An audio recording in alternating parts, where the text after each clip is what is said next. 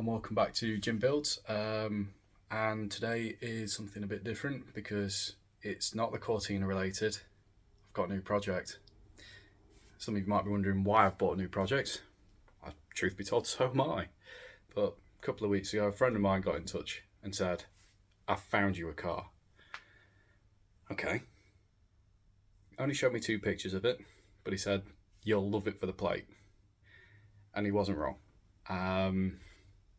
So here we are. The car's just come back on the drive. Took a few of us to push it, but let's go and have a look. So here it is, a Mercedes W123 from 1983. It needs a scrub, but shall we go and have a look around it?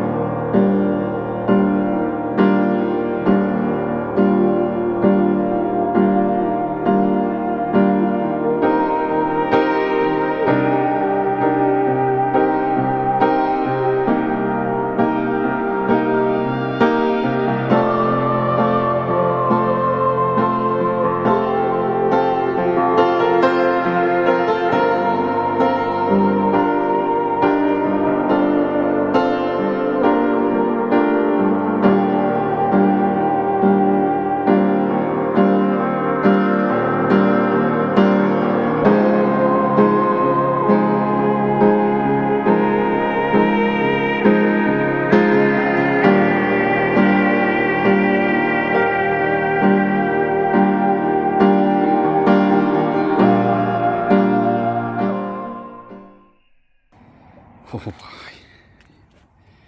can you tell it was parked under a tree? Oh dear.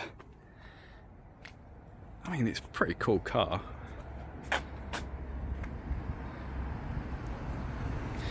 Another good sign.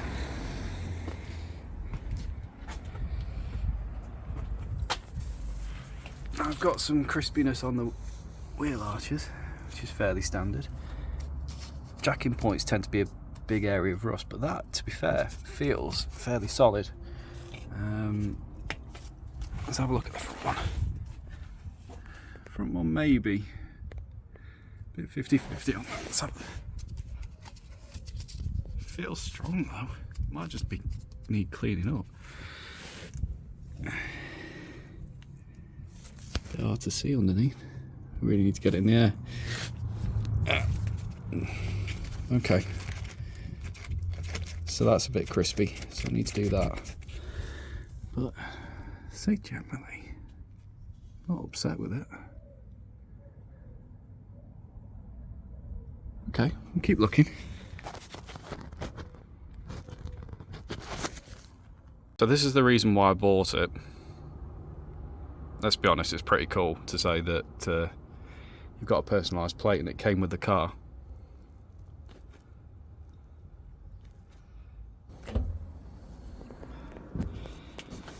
So this is the treasure trove in the boot, and we've got 3 sets of hubcaps. This is the radiator shroud and the radiator, but that is looking, well, definitely looks like what was one of the problems it came off the road with. There's an awful lot of stuff in here. Oh, sweet. WD-40. Pair of readers. Set of spark plugs, so that's looking up. Work light. Oh god.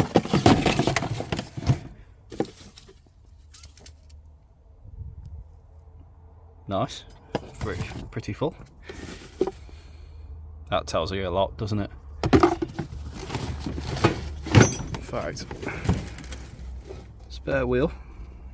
Doesn't look too rusty down there, so that's a nice sign. Got this trim panelling here, but I'm not seeing any signs of rust. I mean, normally they tend to go further up under here, and I'm not seeing anything there yet. Right, bring it over this way. So what have we got? Fan belts, some spanners. Oh, spiders. A plethora of slugs. Ugh, fucking hate slugs. Boot floor's looking fairly clean, minus the cobwebs. Where were the spiders when these guys turned up?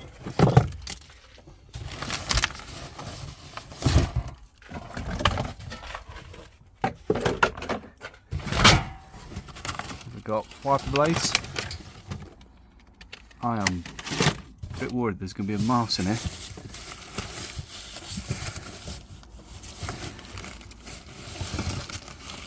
An ignition coil.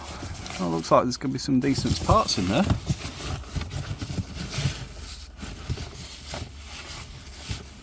Whatever that is. Okay.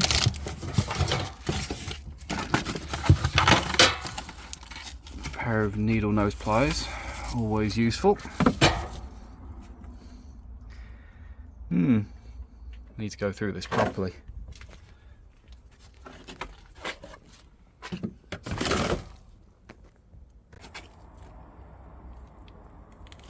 Now the interior, I would get in it, and I think you understand why I'm not getting in it right now.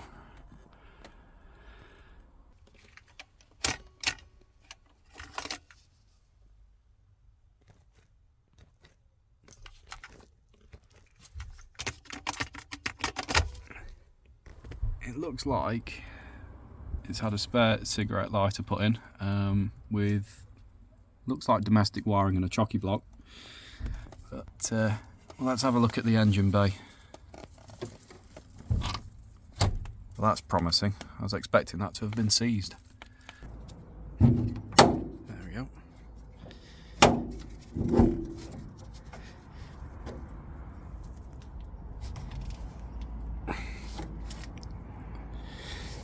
I'm going to catch my head on this so many times.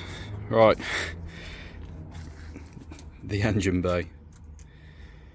Oh dear. Oh dear, oh dear. Cobwebs aren't a good start. And under this 2.3, you can see that HT leads are out and there's no spark plugs, so I think in a second I'm going to see if I can get this to turn over by hand. But Jesus. Oh dear. Oh dear, oh dear. I had to go get this, I haven't got a socket big enough. Alright, let's give it a go.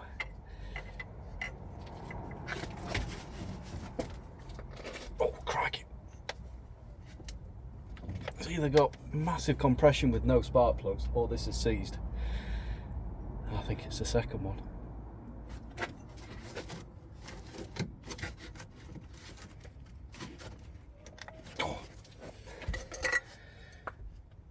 Answers on a postcard about what to do with that.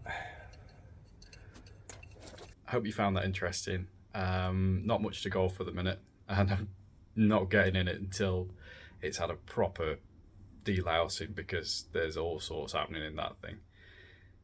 Hopefully I can get that started tomorrow. Currently we're about to hit a hose pipe ban, so unfortunately I won't be able to do the outside, so that'll upset the neighbours. But in the meantime, if you haven't already, please like, share, subscribe, and I'll see you soon.